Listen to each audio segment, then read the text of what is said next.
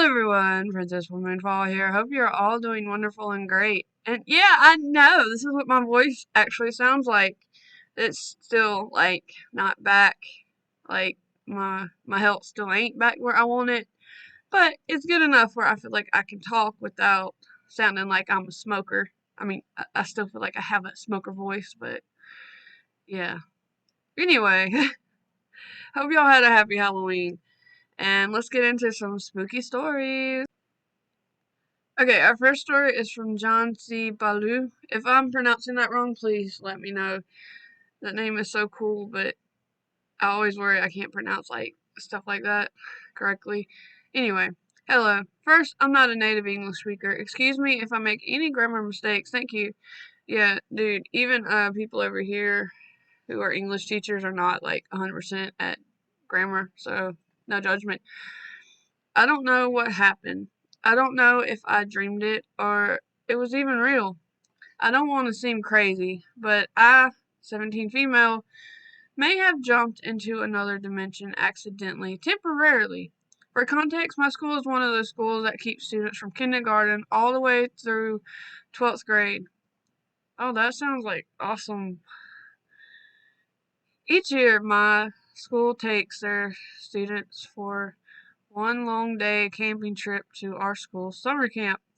From 5th grade to 9th grade, the camp trip lasts 3 days. From 10th grade to 12th grade, only selected students who completed a specific course can go as camp staff, and also known as camp leaders.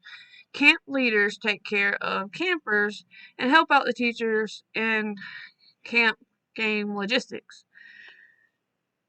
Okay, that sounds like a lot of fun. I am a camp leader. I've been to that camp countless times, and I know it by heart. See, the camp has two sections named Mission and Imlis. They sent me a pronunciation. I hope I'm saying it right. Imlis, because I like that name. Okay, let's get back into it. Sorry, I keep interrupting the story. I'm that one who interrupts movies. I'm the worst type of person. Okay, okay. Since Mission is the biggest. Are you kidding me? Sorry, people trying to talk to me right now. We're not doing this. No, no, no. Since Mission is the biggest and prettiest section, our school has always stayed in Mission, never Imlis. We've never been there officially, except one night when I was a camper in 6th or 7th grade. I remember that night clearly. We were playing a nocturnal game with our game groups. Game groups could go everywhere in camp except for some exceptions like Imlis section. But for some reason, our group ended up somewhere in the woods and ended up in the Imlis section, or what we thought was the Imlis section. Since we'd never been there, we were a bit confused. Oddly, the Imlis section looked exactly the same as Mission, proportionally and aesthetically. The only thing different was that everyone was inverted, almost like a mirror version of Mission, or upside down version from show Stranger Things. We thought we were in Mission section, but we soon realized we weren't, because we came across a cabin named Alabama. None of Mission sector cabins were named Alabama. We didn't think much of this, thinking this was probably the English sector. Somehow we found our way back to Mission sector and continued playing normally, not giving much thought. Years later, as a senior, I went back to that camp on what we call a senior camp program, where all seniors, camp leaders or not, went to the camp one last time. One of those days during the camp program, I told my non-leader friend Kate about my experience in English. When I was in 6th grade, she got excited and asked me if we could sneak over there to see the English sector. So we did. After walking the approximately, I'm very good at English too, half an hour, we came across the English section. But it was completely different from what I've seen in 6th grade. The camp was smaller, uglier, and the cabins were completely different. Needless to say, my friend was disappointed, and I was too. Then hours later, I spoke to one of the teachers about this, and he said it was odd because the whole camp, there was no cabin named Alabama. He said I might have dreamed it. I couldn't accept it. My experience was quite real, and I don't, and I know it. I even asked one of my friends who's a part of my game group that night during the game. He said that he also remembered that night as clearly as me. We couldn't have dreamed it. We couldn't have dreamed the same thing. Could we? Was it a dream? What really happened that night? We'll probably never know. And if you have any theories, please let them know. I will link their story below. So, yeah, this is interesting because there's a lot of like theories out there, and there's even other stories about where people have slipped into alternate dimension, and I think it's very interesting. I love stuff like this because the idea that it's so easy and so quickly to slip into another, I guess, parallel universe or another slip or whatever you want to call it. And it's just kind of scary, but I'm glad they got back safe. I really am.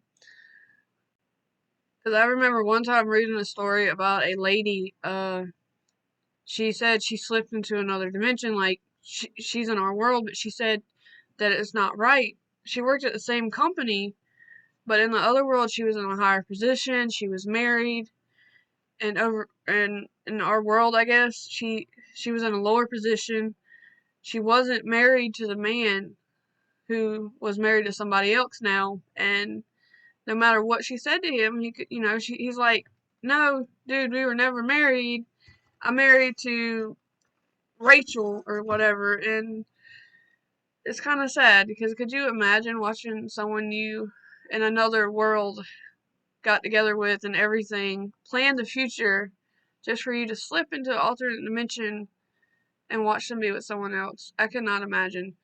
But I really am glad y'all made it back safe.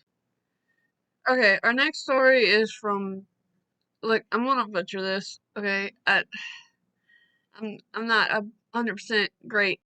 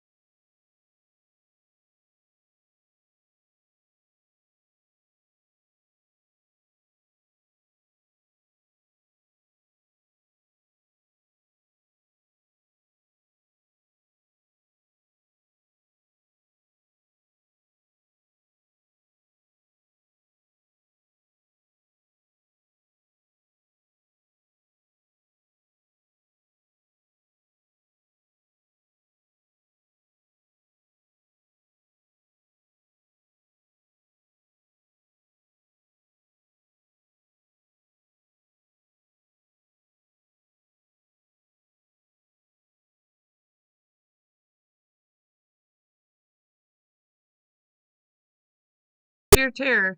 Jane came back not too long after, and I couldn't even move to unlock the doors. I was able to move my hand just enough to hit the unlock button and let her back in. She jokingly said, "You both look like you just saw the devil himself." John was a huge guy, very tall, muscular, and intimidating. I looked back over and he was shaking and in tears. All I could say was cat. I tried to explain to Jane what happened, but I struggled to even talk. It was about 35-minute drive back home, and I can remember Jane saying things like, "This isn't funny anymore. You guys are scaring me." John insisted we take him to the church where we both said a prayer to Mother Mary. At the outdoor statue, while he continued to pray, I tried to explain to Jane what we saw. I remember telling her and thinking how crazy I sounded. To this day, it still gives me a chill to the core. Whatever it was not of this earth, is all I know. A part of me wants answers so badly, but then I keep thinking maybe I'm better off not knowing exactly what it was. Jane and I lost touch over the years, but did reconnect eventually.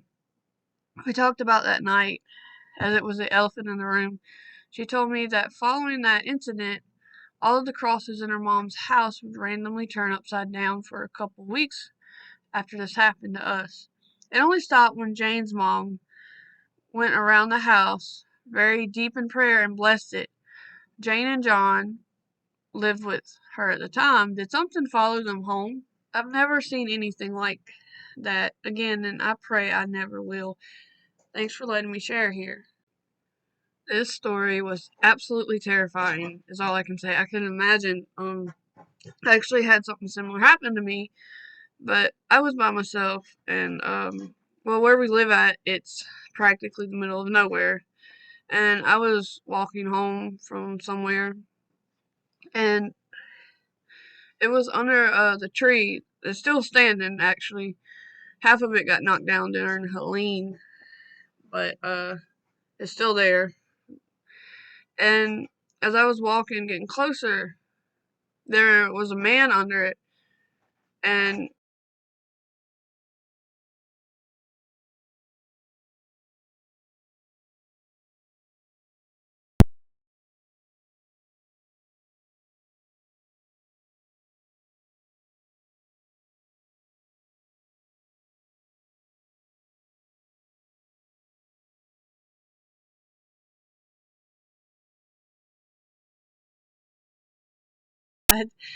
but uh, yeah, I had no choice but to continue forward